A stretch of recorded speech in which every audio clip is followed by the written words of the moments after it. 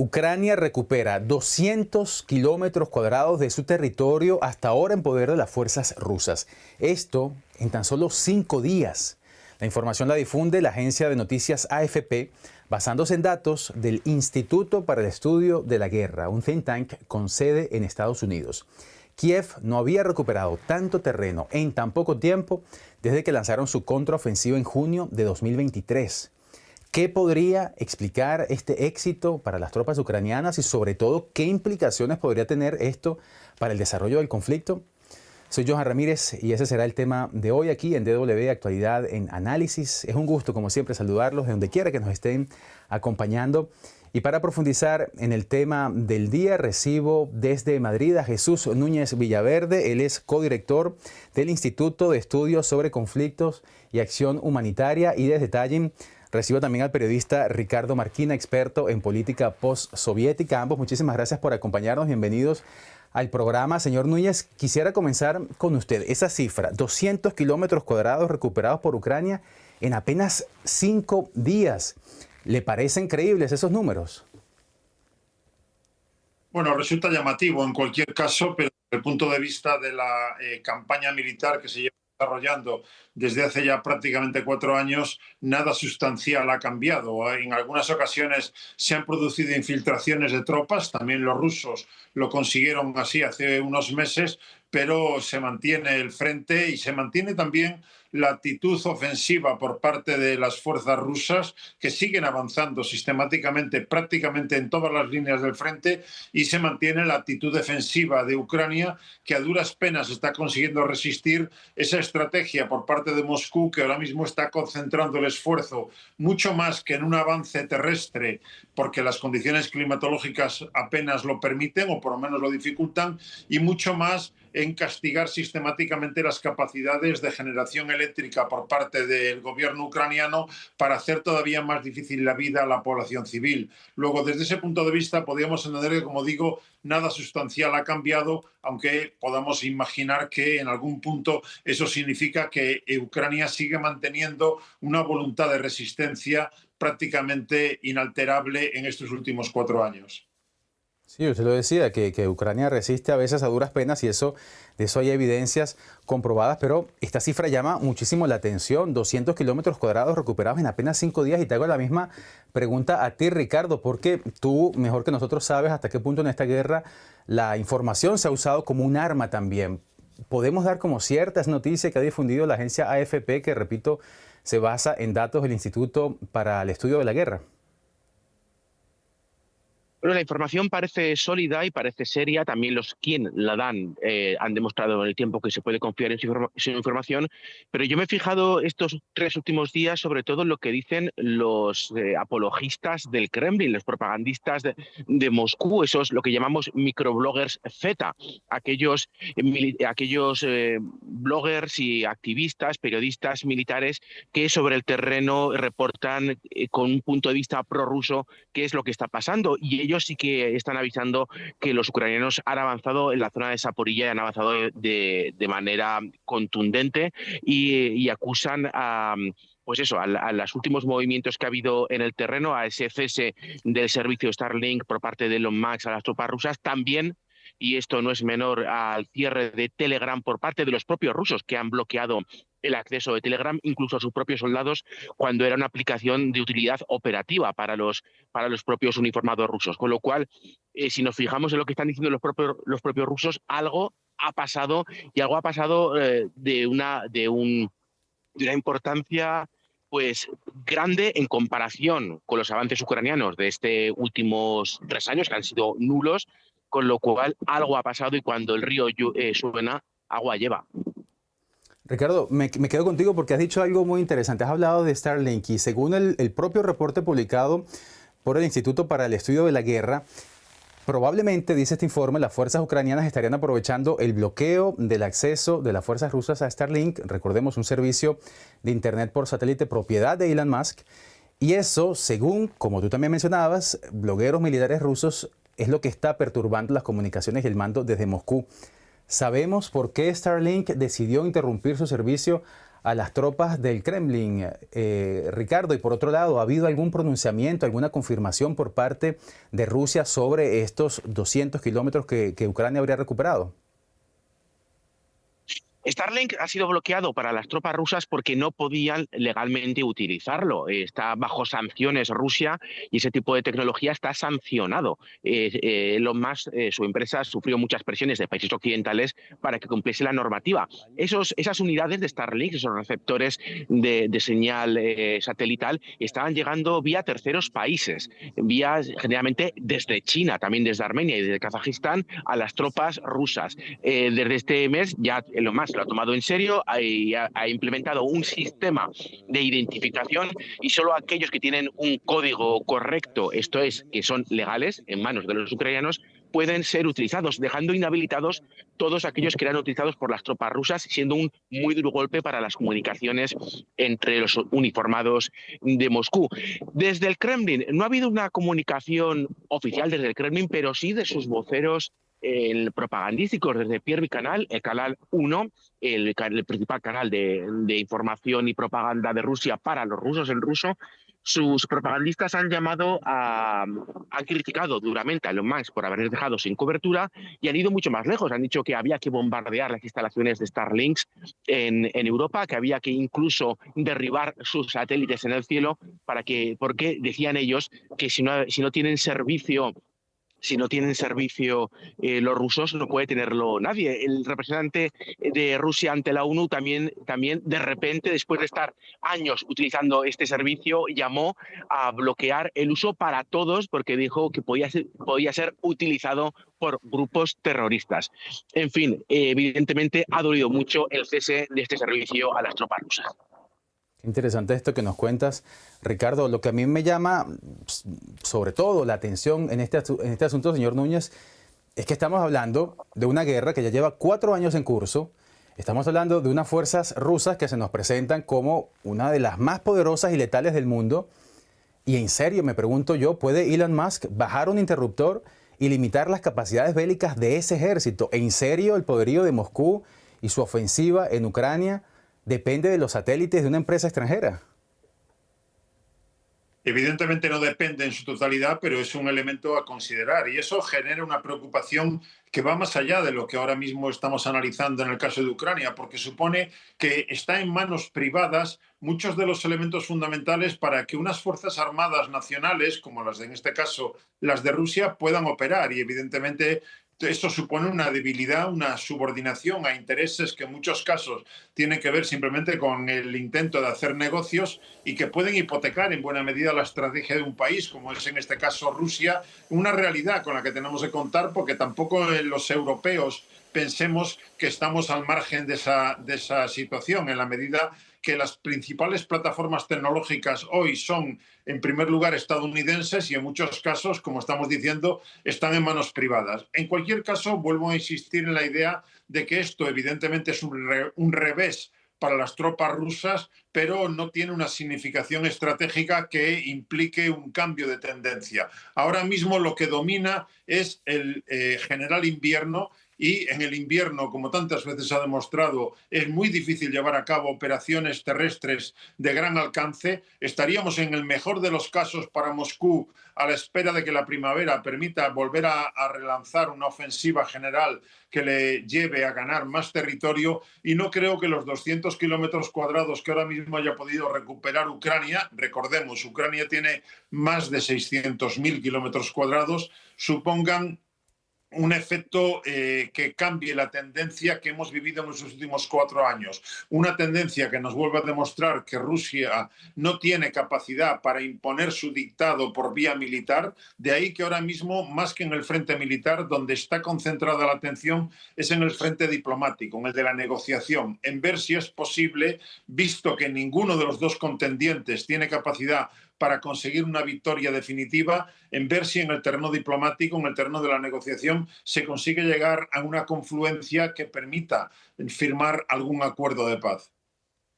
Ricardo, ¿estás de acuerdo con lo que dice el señor Villaverde? Dice que no tiene esto una significación estratégica que implique un cambio de tendencia en el terreno, porque si esta noticia es cierta, entiendo, Ricardo, que al menos 80 kilómetros de esos 200 kilómetros cuadrados recuperados por Ucrania se concentran en el este de la ciudad de Zaporilla. ¿No tiene eso una trascendencia importante en lo que está pasando en el frente de batalla? Estoy de acuerdo con Jesús, que además habla de una manera estupenda y lo deja meridianamente claro. Yo creo que no tiene una trascendencia significativa, no va a cambiar las reglas del juego, no echa las piezas del ajedrez sobre de la mesa, pero sí que es un golpe para Rusia y un espaldarazo a la autoestima de los ucranianos que demuestran que pueden seguir. La segunda parte que apuntas es sin duda lo más interesante. Que sean Zaporilla es lo más inteligente que puede hacer Ucrania. Porque las negociaciones, lo que está claro es que Rusia quiere, ya sea mano militar o consiguiéndolo gratis en la negociación, es Donbass al completo. Zaporilla no es Donbass, Zaporilla está al margen. Entendemos que los ucranianos apretan aquí porque saben que el territorio que recuperen en Zaporilla quedará al margen de una posible negociación y de una posible entrega definitiva a la soberanía de Moscú. Porque no olvidemos, lo que Rusia quiere es que Donbass sea oficialmente reconocido como bajo soberanía rusa. En este caso, es lógico que las tropas de Kiev estén empujando, estén apretando para mantener sus posiciones, sobre todo en Gerson y en Zaporilla, que quedarían fuera de este hipotético acuerdo. Un acuerdo que, bueno, que también, como comentábamos ahora mismo, el invierno está aquí, Rusia no puede avanzar mucho más, pero si llega la primavera, Rusia deberá decidir si tiene una nueva movilización y un nuevo envite de guerra, esto es un año más hasta verano de 2027 de guerra, o fuerza una negociación y consigue frenar ya la guerra con lo que tiene. Y esto no es un tema para nada menor, porque la economía rusa está ahora mismo temblando, está al borde del colapso, y por eso Moscú apostaría una apuesta muy complicada, querer llevar la guerra un año más allá. Y esto que estamos hablando ahora, en realidad, creo que usted lo ventilaba un poco antes, señor Núñez. No es la primera vez que hablamos de que Ucrania recupera territorio, luego pierde. Es decir, esta guerra de idas y vueltas parece que no, ya forma parte, digamos, de una suerte de rutina.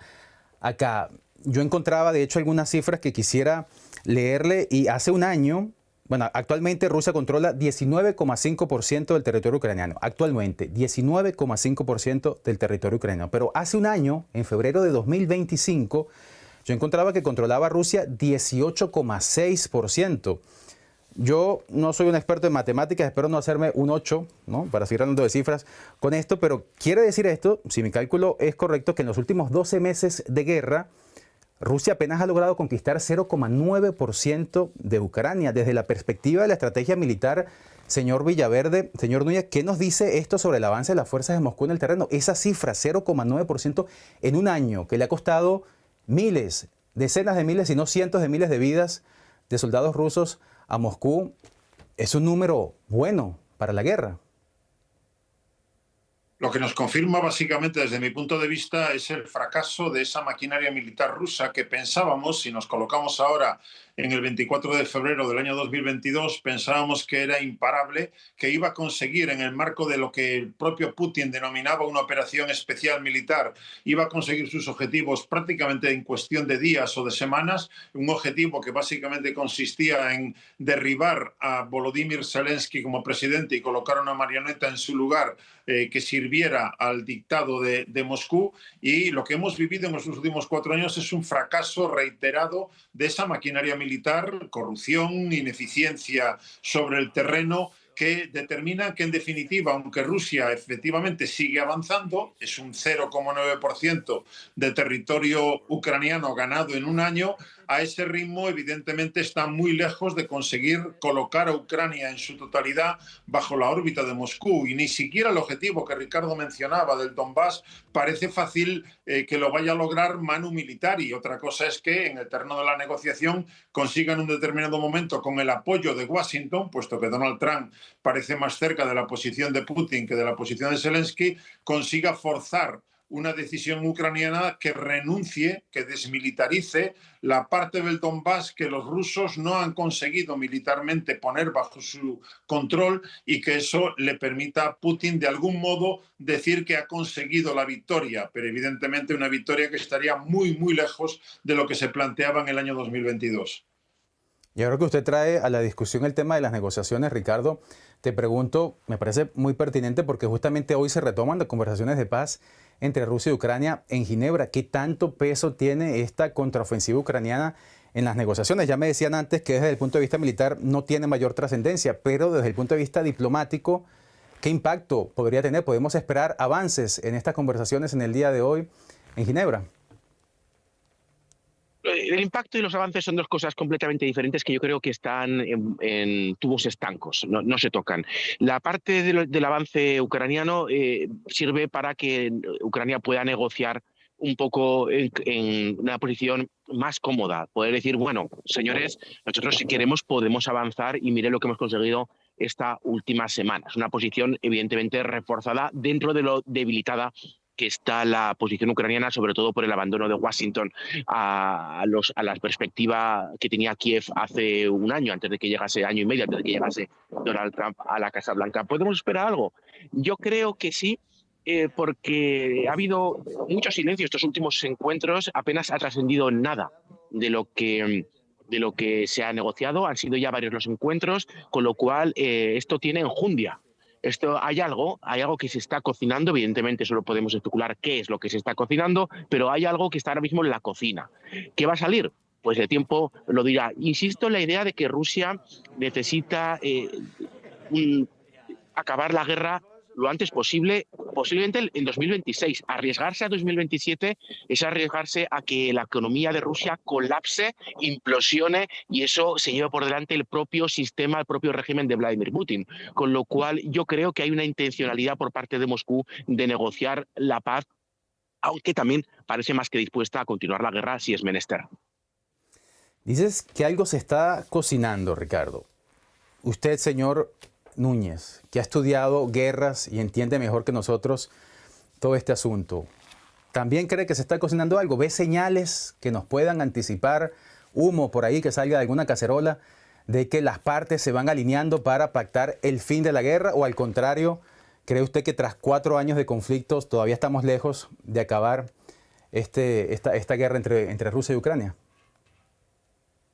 Lo que nos dice la historia de tantos conflictos violentos es que cuando los contendientes no tienen capacidad para, por vía militar, conseguir una victoria definitiva que imponga su dictado al vencido, lo que se impone es la vía negociada, la vía de la diplomacia. Y creo que en ese punto estamos ya. Es evidente que Ucrania ha llegado al límite de sus capacidades y, sobre todo, con el abandono al que está siendo sometido por parte de Washington y la incapacidad de sus aliados europeos para sustituir a Estados Unidos como apoyo económico y militar, se encuentra, como digo, incapacitado para ir mucho más allá, aunque pueda haber algún avance táctico en algún punto de la línea del frente. Por parte de Rusia, como ahora señalaba Ricardo, su economía está siendo duramente castigada. No parece que el colapso sea inminente, pero desde luego en una economía de guerra como la que está metida Rusia, difícilmente puede conseguir hacer frente a las sanciones internacionales de tal manera que la población no sufra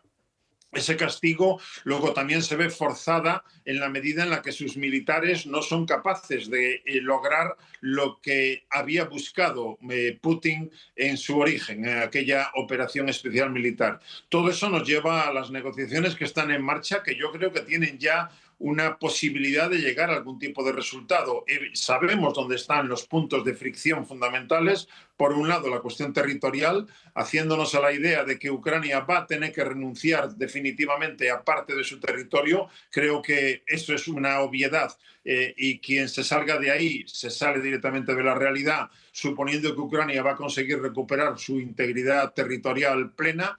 Y por otro lado, las garantías de seguridad. Unas garantías de seguridad que evidentemente si yo fuera ucraniano, pues me resultaría muy difícil que alguien me convenza de que alguien se la va a jugar por mí si Rusia vuelve otra vez a atacarme el día de mañana, pero que de momento le permiten a Putin seguir imponiendo límites a la presencia internacional de tropas dentro de Ucrania.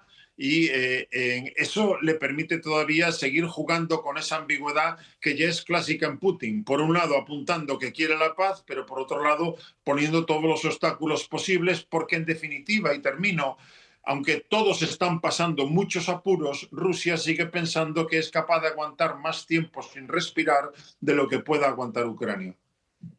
Pero en cualquier caso me quedo con una frase que nos dice las partes se van quedando sin recursos militares, tanto Rusia como Ucrania, para ganar la guerra, y eso pareciera entonces forzarlos a llegar a un acuerdo. Y yo con eso quiero terminar, ¿y sabe por qué? Porque creo que es la primera vez en casi 2 años que tenemos haciendo este programa que termino uno con una perspectiva positiva, optimista, que tal vez el fin de la guerra se está perfilando, así que ya no digamos nada más para no echar a perder este final, que por lo menos nos da algo de esperanza. Jesús Núñez Villaverde, codirector del Instituto de Estudios sobre Conflicto y Acción Humanitaria desde Madrid.